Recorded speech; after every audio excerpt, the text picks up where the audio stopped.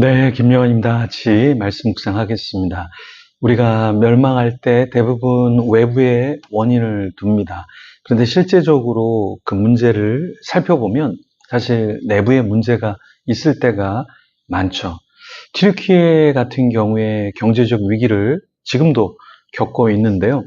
에르도안 대통령의 독단적인 금리 정책에 큰 문제가 있었죠. 전 세계 경제학자들이 인플레이션을 잡기 위해 금리를 올릴 때 에르도안 대통령은 오히려 종교적인 이유로 개인적인 신념을 앞세우면서 금리를 낮추는 청개구리 정책을 고수했습니다. 결국에 화폐 가치가 폭락했죠. 물가는 80% 이상 치솟았습니다. 이런 사건은 사실 한 사람의 대통령의 문제이기도 하고요. 또 내부적인 어떠한 문제가 있기 때문에 국가가 국제적인 어떤 상황 속에서 벼랑 끝으로 몰려지게 된 그런 케이스죠. 이란도 마찬가지입니다. 이란도 내부적인 요인이 굉장히 크죠. 혁명 수비대 같은 과격한 그런 단체가 있고요. 또 소수의 권력 집단이 나라를 독점하는 형식입니다. 이런 이유 때문에 인재들은 해외로 나가고 개방이나 혁신이 불가능한 구조적인 마비 상태에 빠져 있습니다. 베네수엘라도 마찬가지로 세계 최대의 석유 매장량을 가졌음에도 경제적으로 결국에 붕괴가 되었죠. 석유만 제대로 팔아서 그것을 유지하면 좋았는데 이 판 돈을 가지고 퍼주기식 복지에 이렇게 치중했죠. 결국에는 석유를 캐낼 시설 투자나 다른 산업 육성을 제대로 하지 못해서 나라가 더욱 어려워졌습니다. 오늘 본문에 보면 이스라엘이 어려워진 이유가 무엇일까요? 또 바벨론이 무너진 이유는 무엇일까요?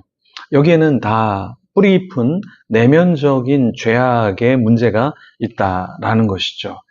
여전히 하나님께서는 바벨론을 멸망시키시고 주변 국가들을 멸망시키셨지만 이스라엘도 깊은 죄악으로 다시 무너질 수 있음에 대해서 이야기를 하십니다. 본문 속으로 들어가서 우리 말씀을 묵상하면서 우리 자신을 좀 돌아보면 좋겠습니다. 14절부터 읽어보겠습니다. 너희의 구속자여 이스라엘의 거룩한 이 여호와가 말하노라. 너희를 위하여 내가 바벨론에 사람을 보내어 모든 갈대아 사람에게 자기들이 연락하던 배를 타고 도망하여 내려가게 하리라. 나는 여호와 너희의 거룩한 이요 이스라엘의 창조자요 너희의 왕이니라. 나 여호와가 이같이 말하노라. 바다 사이의 길을 큰 물 가운데에 지름길을 내고 병거와 말과 군대의 용사를 이끌어내어 그들이 일시에 엎드려져 일어나지 못하고 소멸하기를 꺼져가는 등불 같게 하였느니라. 하나님께서 바벨론을 심판하셨을 때 그 바벨론을 하나님께서 어떻게 사용하셨습니까? 하나님께서 그 바벨론을 심판하실 때에 일단 이스라엘을 구원하기 위해서 하나님께서 이 바벨론을 치셨지만 사실은 역사적으로 먼저 바벨론을 통해서 이스라엘을 하나님께서 흔드셨죠. 죄악에 있던 이스라엘 백성들을 심판하도록 하나님이 심판의 도구로 사용을 하셨습니다. 그런데 오늘 본문에서는 이 바벨론 사람, 갈대아 사람들이 자신들이 기고만장해 있을 때 하나님께서 치셨는데요. 그들이 어떻게 도망가냐면 자신들이 자랑하던 배를 타고 도망을 치게 되었습니다. 인간이 내가 이것 때문에 잘 돼, 이것 때문에 나는 괜찮아, 하나님도 신도 나를 어쩔 수 없어 라고 자긍할 때 하나님께서는 인간의 경제력, 군사력, 인간의 능력이 얼마나 무모한지를 여실히 드러내어 주십니다. 그래서 우리도 내가 이걸 갖고 있어, 내가 이런 생각을 갖고 있어, 내가 이렇게 똑똑해, 나는 잘 돼, 난 잘 될 수밖에 없어 라는 그런 생각을 갖는 것보다 여전히 우리는 부족합니다 라는 고백을 우리가 해야 하는 것이죠. 제가 한 지체를 이렇게 신방하면서 이런 얘기를 했습니다. 지금 일할 수 있는 것에 감사해야 된다. 또 그 일할 수 있게 하신 하나님께 10의 1도 드리고 헌금 생활을 하는 것이 감사한 일이다. 할 수 있다면은 그것을 드리면 좋겠다라는 이야기를 했습니다. 왜냐하면 사람은 직장이 없을 때는 하나님 직장만 있게 해주세요. 이렇게 기도하고 마음을 먹지만 직장이 생기면 내가 잘나서 직장을 얻은 것 같아요. 그죠? 우리가 건강이 있을 때는 내가 건강을 잘 지켜서 이렇게 건강한 것 같아요. 그런데 우리가 건강을 조금만 잃어보면 이 내 건강을 내가 지키지 않았구나. 내가 지킬 수 있는 그런 게 아니구나. 이런 것을 알게 되죠. 그래서 우리는 하나님 앞에서 깨우쳐야 합니다. 네. 때로는 우리가 과거를 생각하면서 내가 예전엔 이렇게 더 많이 벌었는데, 내가 이렇게 예전엔 더 인기가 있었는데, 예전엔 이렇게 더 건강했는데, 그렇게 생각하면서 오늘 하루를 또 미래를 우리가 감사하지 못할 때가 있습니다. 근데 18절에 이렇게 말씀합니다. 너희는 이전 일을 기억하지 말며 옛날 일을 생각하지 말라.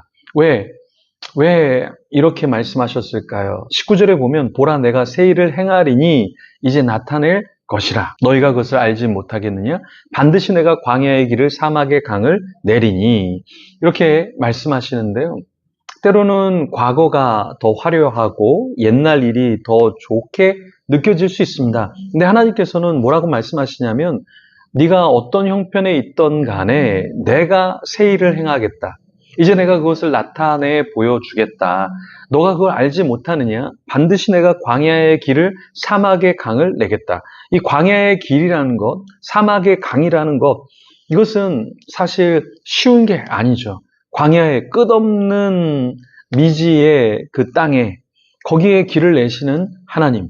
사막의 강이 아니라 그냥 신선한 물병 하나라도 얻으면 좋겠다라고 생각되는 그 사막에 하나님께서 강을 내신다라고 말하고 있습니다.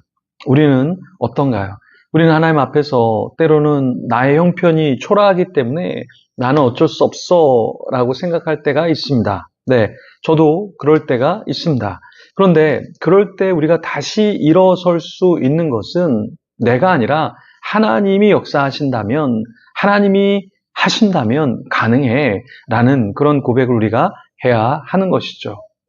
그럴 때 하나님께서 놀라운 역사를 일으키실 때 우리는 무엇을 해야 될까요? 21절에 이렇게 말씀합니다. 이 백성은 내가 나를 위하여 지었나니 나를 찬송하게 하려 함이니라. 내가 이런 일을 할 수 있고, 내가 이런 지혜가 있고, 내가 이런 사람들이 있고, 내가 이런 교회가 있고, 내가 이런 사회에서 무언가 할 수 있다라는 것은 감사한 것이죠.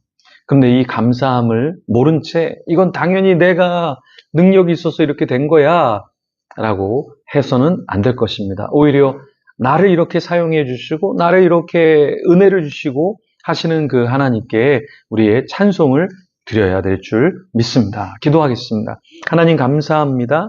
하나님께서 광야의 길을 만드시고 사막의 강을 내시는 하나님인 것을 고백합니다. 과거의 영광에 취하지 않게 하여 주시고 과거에 내가 했던 업적에 대해서 자긍하지 않게 하여 주시고 앞으로 더 역사하실 그 하나님을 고대하는 가운데 주님께서 하실 일을 기대하며 하신 일을 또한 찬양하며 살아가게 하여 주시옵소서. 하나님, 우리가 무너지고 넘어지는 것은 외부의 요인도 있지만 사실은 우리의 탐욕과 우리의 죄악과 우리의 게으름과 우리의 무지에서 비롯된 것을 고백합니다. 하나님의 말씀 앞에 정직히 반응하게 하여 주시고 얼마나 죄인인지 얼마나 부족한지를 깨닫게 하여 주시고 주님을 더욱 붙잡으며 주님이 보여주시는 그 길로 나아가는 자 되게 하여 주시옵소서. 감사합니다. 예수님 이름으로 기도합니다.